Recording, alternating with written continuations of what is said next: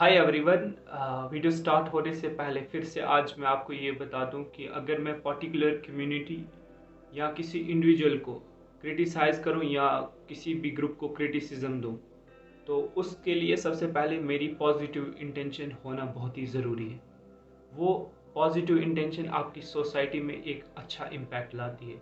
तो इसी इम्पैक्ट के साथ मैं आज इस टॉपिक पे बात करूंगा। उस टॉपिक का नाम है how to take Indian society from darkness to sunshine. यानी कि हमारी सोसाइटी अभी भी डार्कनेस में रह रही है, उसमें बहुत सारी प्रॉब्लम्स हैं। उन प्रॉब्लम्स को हम डिस्कस करेंगे स्टेप बाय स्टेप वाइज। तो थोड़ा सा पेशेंस रखना आपके लिए बहुत ही ज़रूरी है इस वीडियो। तो पहली ऐसी कौन सी चीज़ है जो हमारे समाज को आगे नहीं बढ़ने देती? वो है communal rights on the basis of religion. यानी लोग अभी भी मज़हब के नाम पे लड़ रहे हैं। तो यहाँ पर क्या है कि मज़हब की गलती नहीं है, मज़हब के नाम पर लोग लड़ रहे हैं। तो ये प्रॉब्लम है। तो पहला सवाल, पहला क्वेश्चन ये होगा कि हाँ, आखिर क्यों हो रहा है ऐसे? रीज़न क्या है, क्यों कन्फ्लिक्ट्स हो रहे हैं रिलीजन के बेस पे? तो पहली चीज़ है कि हमारी जो नॉलेज है वो हमने गलत इंडिविजुअल या गलत सोर्सेज से ली होगी। तो इसको समझने के लिए आप ये कह सकते हो कि इन्हें सब नहीं, लेकिन कुछ पॉलिटिशियंस भी इसमें आ सकते हैं। अपना इंटरेस्ट प्रमोट करने के लिए आपको वो गलत डायरेक्शन, गलत रिलीजियस इंस्ट्रक्शन दे सकते हैं। दूसरा कि कॉमन इंडिविजुअल जिसको खुद नहीं पता है कि रिलीजन क्या चीज़ है, रिलीजन के बारे में वो अपना ओपिनियन दे के दूसरे जो लोग हैं कम्युनिटी के, उनमें आपस में वो कॉन्फ्लिक्ट क्रिएट कर देता है। देखो, दूसरी बात यह है कि रिलीजन को समझने के लिए आपको एक महीना नहीं लगेगा, वहाँ पर आपको बहुत सारे साल लग जाते हैं एक रिलीजन को समझने के लिए। फिर आपको दूसरे रिलीजन की स्टडी होनी चाहिए। तो इसका मतलब है कि रिलीजन आप 2 दिन में डिसाइड कर लेते हो ये सही है गलत है, ऐसा नहीं। तो रिलीजन को समझने के लिए बहुत बड़ा टाइम लगता है। तो डिसीजन भी आपने सोच समझ कर लेना होगा, कोई भी ओपिनियन देना होगा, कोई भी थॉट शेयर करना होगा, तो उसकी ऑब्जर्वेशन आपके दिमाग में होना बहुत ही ज़रूरी है। अगर नहीं होगी तो आपके गलत ओपिनियंस होंगे, उससे कॉन्फ्लिक्ट ज़रूरी होगा समाज के लिए। हमारे पास दूसरी जो प्रॉब्लम वो है एजुकेशन। यानी हमारे समाज में, सोसाइटी में अभी भी एजुकेशन की बहुत बड़ी प्रॉब्लम है। आप बोलोगे क्वांटिटी बेस पे होगी, लेकिन क्वालिटी बेस पे अभी भी हम बहुत ही पीछे हैं एजुकेशन में। अब एक होता है क्वांटिटी, दूसरा है क्वालिटिव।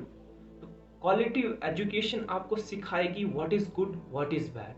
दूसरा सिखाएगी what is real and what is fake, और we can say what is acting and what is real.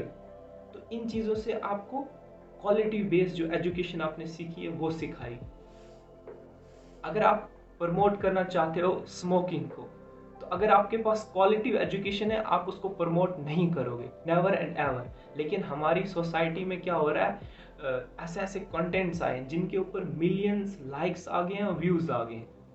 Promote क्या कर रहे हैं? स्मोकिंग को कर रहे हैं। तो अगर आपके पास क्वालिटी बेस्ड एजुकेशन होगी तो उस चीज़ को आप वहीं पर क्या करोगे, उसको कभी भी सपोर्ट नहीं करोगे। लेकिन हमारी सोसाइटी कर रही है। इसका मतलब है कि quality based quantity based education होगी, हमारे पास इंफॉर्मेशन होगी, लेकिन क्वालिटी बेस्ड नॉलेज जो है वो नहीं होगी।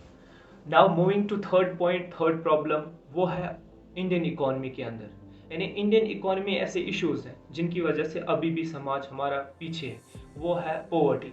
देखो, पॉवर्टी यानी गरीबी। अभी भी लोग हमारे जो इंडियन सोसाइटी के, चाहे मैं अर्बन की बात करूं या रूरल की, कहीं ना कहीं उनकी जो लाइफ स्टैंडर्ड है वो अच्छा नहीं है। आप देख सकते हैं खुद। तो उससे क्या होगा कि इम्पैक्ट पड़ेगा हमारे डायरेक्टली हमारी सोसाइटी पे। अगर रूरल एरिया 70% लोगों की लाइफ स्टैंडर्ड सही नहीं है, तो ओवर एंड ऑल जो सोसाइटी में है वो चेंज नहीं हो सकता। क्योंकि रूरल में जब 70% लोग रह रहे हैं, अगर उनमें लाइफ स्टैंडर्ड अच्छा ना हो, उनमें अवेयरनेस ना हो, या मॉडर्नाइजेशन के जो कंसेप्ट हैं या उनमें डेवलपमेंट के जो सिस्टम है वहाँ पर नहीं हो, तो ऑब्वियसली समाज में चेंज नहीं आ सकता। दूसरा अनएम्प्लॉयमेंट। अनएम्प्लॉयमेंट बहुत ही, यानी विद लैक ऑफ प्लेटफॉर्म। जब प्लेटफॉर्म नहीं होगा तो ऑब्वियसली जो यूथ, जो सिटीजन्स हैं, वो उनके लिए बाहर जाना, उनके लिए सर्च फॉर देयर ड्रीम्स, वो बाहर जा रहे हैं। आप देख सकते हैं यहाँ के लोग बाहर जाके काम कर रहे हैं। टैलेंटेड स्किल लेबर जो है वो बाहर जाके काम कर रहे हैं, क्योंकि यहाँ पर अवेलेबल नहीं है उनके लिए। अगर वो काम कर रहे हैं, उनको वो ड्यू नहीं मिल रहा जितना वो बाहर जाके कर रहे हैं। तो इसका मतलब है प्रिजर्वेशन ऑफ टाइम, उनके टाइम को वेस्ट हो रहा है यहाँ पे, प्लेटफॉर्म नहीं है। तो लास्ट पॉइंट, लास्ट प्रॉब्लम को जो हमारी सोसाइटी अभी भी फेस कर रही है वो है on the basis of communication and technology.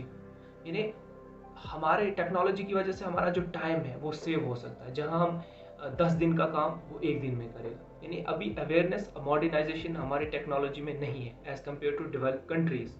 तो इसको हमने देखने साथ साथ में कम्युनिकेशन जो लोगों के बीच में कनेक्टिविटी वो प्रोवाइड करनी है।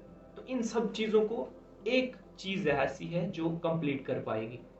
एक, अगर यहाँ पर गुड गवर्नेंस होगी, यानी जो रूरल हमारी एडमिनिस्ट्रेशंस को चला रहे हैं, अगर वो गुड गवर्नेंस है तो ये पॉसिबल है, क्योंकि वो जानते हैं कि कौन सी चीज़ को राइट डायरेक्शन में चलानी है, कब चलानी है।